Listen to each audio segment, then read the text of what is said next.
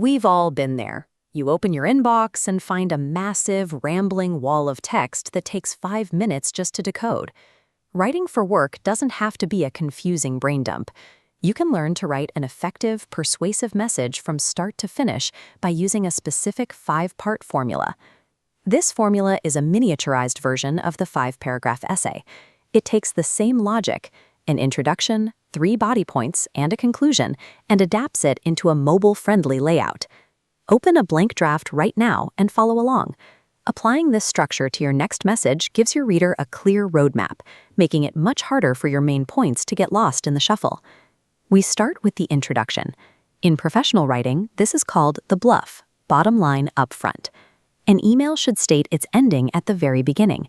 This begins with a specific subject line that states the exact purpose of the message, like proposal to improve team workflow. Then, make your first sentence the exact reason you are sending the email. Avoid providing background context or small talk until after you've stated your purpose. This establishes the first block of your thinking map, the blue if area. Use the 3-second rule. If your recipient can't identify the why of your email within 3 seconds of opening it, the message is failing to respect their time. Once you've stated your message, you need to support it. The human brain tends to process and retain information most effectively when it's presented in clusters of 3. Draft exactly 3 pieces of supporting context, data, or benefits that justify your opening statement. To avoid creating an intimidating block of text, format these 3 points as a clean, bulleted list. Follow 3 simple constraints. First, isolate only one main idea per bullet point. Second, use concrete data or clear benefits rather than vague opinions. Third, ensure every bullet directly explains or defends your opening blue statement. Isolating exactly 3 facts reduces the reader's cognitive effort. It ensures the evidence you provide is actually processed instead of being ignored. Next is the conclusion.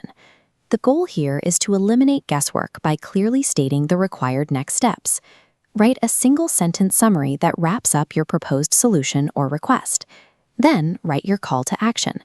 Specify exactly who needs to do what.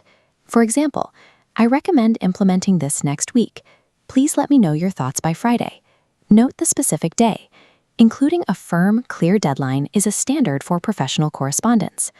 A precise conclusion forces accountability, ensuring the email thread leads to an actual outcome rather than sitting in an inbox. You now have a structured draft, but structure is only half the battle. Your message must also be received with the right tone. The first tone killer is informality.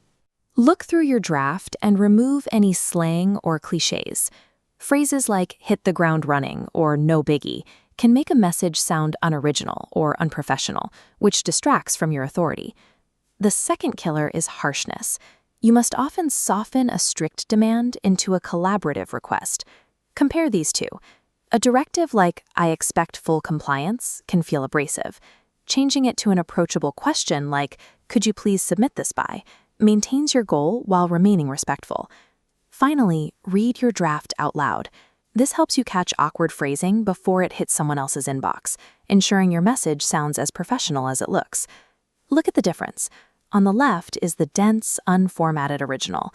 On the right is the optimized formula. Your message now flows logically from your main idea, through your supporting evidence, and into a clear conclusion. This 5-part thinking map is versatile.